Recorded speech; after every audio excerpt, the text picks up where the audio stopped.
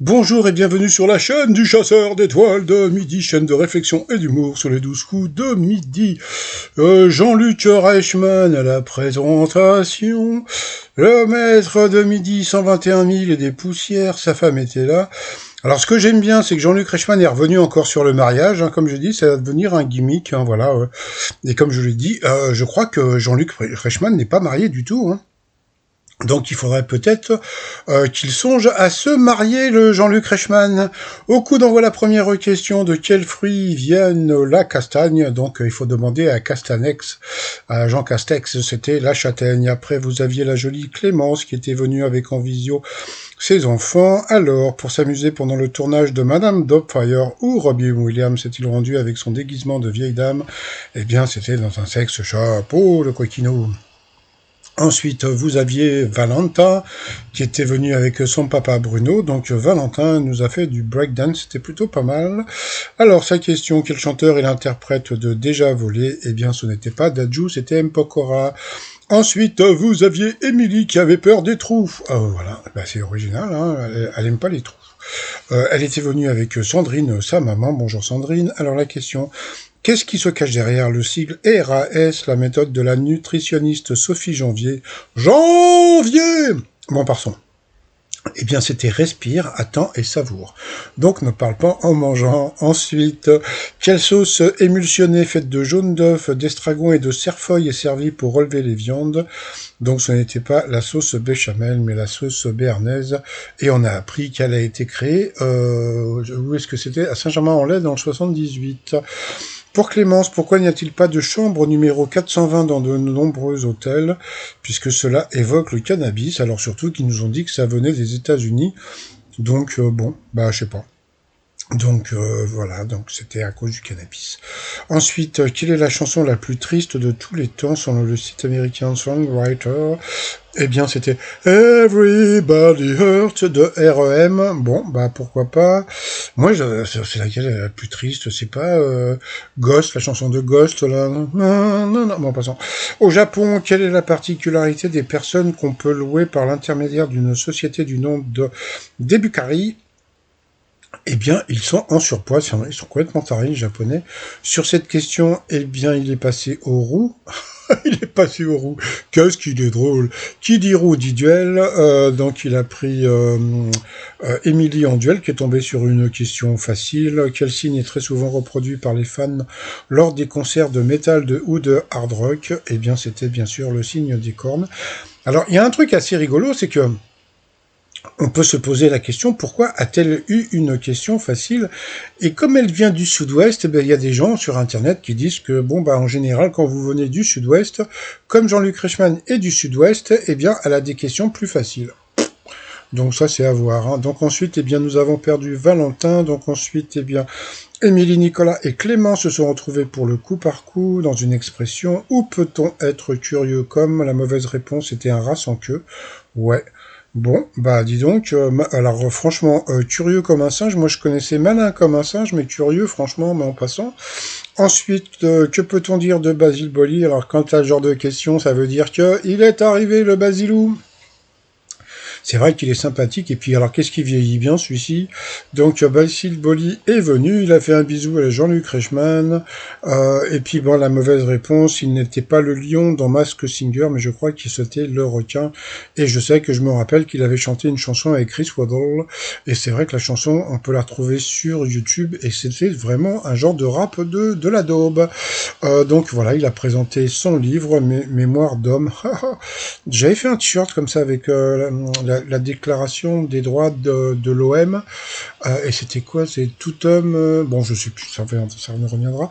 Donc on a pu voir aussi Jamie Edmonds, le père de Norman Edmonds, voilà, qui est venu parler un peu d'autisme.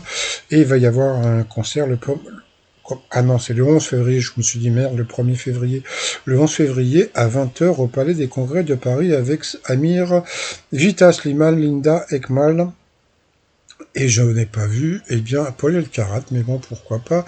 Donc après, on a eu droit au selfie. Ensuite, pour Clémence, qui ou avait un vélo pour s'adonner à sa discipline, la mauvaise réponse, eh bien, c'était Maxime de Grousset. Sur cette question, elle est passée à l'orange, donc au rouge. Qui dit rouge, dit duel. Elle a pris Émilie en duel, qui est tombée sur une question facile. Bah, qu'est-ce que je vous ai dit tout à l'heure? Bah, ça se trouve, c'est le hasard, hein, en passant. Donc, qui est un homme politique qui accéda à la notoriété lors des manifestations de mai 68, car il en était l'un des porte-parole. Bon, imaginons que tu connais pas Daniel Cohn-Bendit. Donc tu vas dire, bien sûr, bah c'est Benoît XVI. Mais qu'est-ce que fout Benoît XVI dans l'histoire? Ivan Rebroff, bon, personne ne connaît.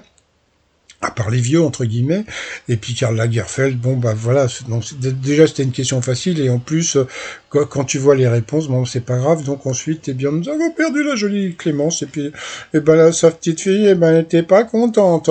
Donc ensuite, eh bien, Émilie et Nicolas se sont retrouvés pour le coup fatal. Allez, non, c'est parti pour la première question dans une aventure de Sherlock Holmes.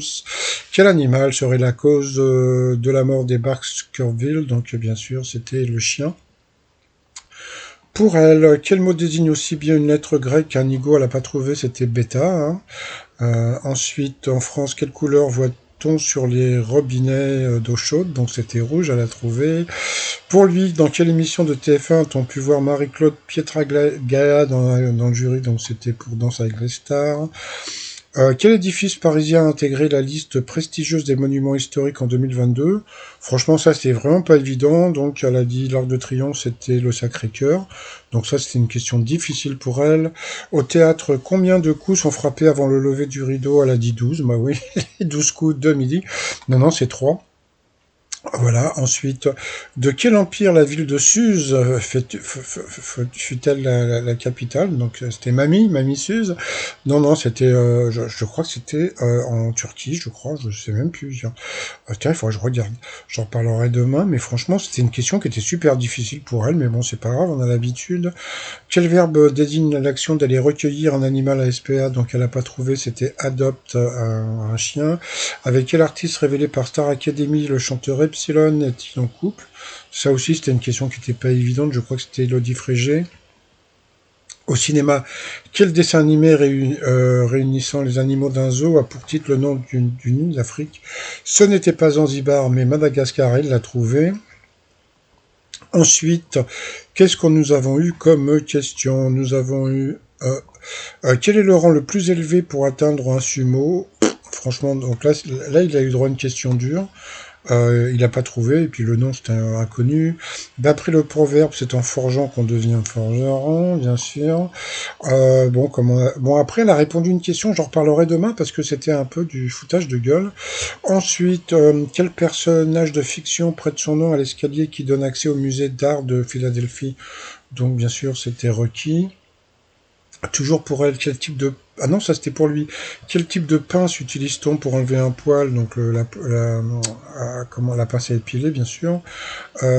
Pour elle, dans quel appareil cuit-on la préparation culinaire indienne appelée tandoori?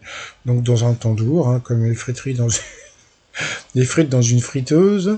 Voilà. Et puis à la fin, bah, elle a pas trouvé, donc elle a perdu. Et puis bah il a été cool avec elle, il a été content, il a pas crié, il a pas mis de doigt au ciel. Donc il est plutôt cool comme maître de midi. Donc voilà, il a applaudi tout le monde. Allez, ensuite par rapport au coup de maître, va-t-il avoir que des questions difficiles ou que des questions faciles? Parce qu'il avait que 10 000 euros à gagner. Hein. On doit à Alexandre Dumas le roman Les Trois Mousquetaires. Facile dans l'expression. Où va-t-on le pied quand on roule très vite? Le pied au plancher, facile. Quelle danse désigne aussi un ensemble de desserts? Donc bien sûr, c'était la farandole des desserts, donc il a trouvé. Ensuite, quel terme désigne l'embourgeoisement des quartiers populaires? Alors là, franchement, c'était pas évident. Alors, il a dit la paupérisation. Sur la droite, vous aviez la spéculation, donc il a dit oui, c'est celle de droite, et pas du tout, c'était la gentrification. Alors là, franchement, et son frère le savait, et son frère va venir normalement, peut-être, parce que bon, les émissions reprennent, je crois que c'est lundi, il y a des émissions qui reprennent, donc est-ce qu'on va voir son frère qui va qui va jouer contre son frère et peut-être le battre. Ça serait super rigolo. Ça s'est jamais vu dans l'émission. Et je pense qu'il pourrait tenter le coup. Et son frère, on a pu voir que, il était plutôt fort. Donc voilà, donc c'était la gentrification, mot que je ne connaissais pas non plus. Donc il a perdu une étoile 1-0, donc il pourra pas dire qu'il est dans l'étoile mystérieuse. Et ensuite, dans quelle histoire de lutte fratricide est-il question d'Adas et de Ruda? Là aussi, c'était pas connu, mais bon, il est quand même parti sur, voilà, il s'est dit, c'est pas le mythe de Deep, ni l'histoire d'Abel et Caïn, donc ça peut être l'autre. Puis quand t'as vu l'autre, franchement, tu te dis, mais alors c'est quoi ce truc? C'est l'histoire d'Adidas et de Puma. Alors tu te dis, bon, c'est quoi cette connerie? Et c'était ça. Bon, voilà, donc il a quand même gagné 1000 balles. Ça lui fait 500 balles. Et regardez, il ne fait pas la gueule, voyez. Donc il est content de gagner 500 balles. C'est pas ce qu'il gagne par jour à son boulot. Bon, par rapport à l'étoile mystérieuse, ça ne bouge pas. C'est toujours l'attente dans les bois. Donc l'étoile normalement peut-être que elle va être trouvée la semaine prochaine puisque comme je vous l'ai dit, les émissions reprennent lundi, il y a un tournage lundi, donc on verra bien. Bon allez, moi sinon je vais vous souhaiter une très très très très très bonne journée et je vous dis à demain, portez-vous bien et surtout portez-vous, bye bye.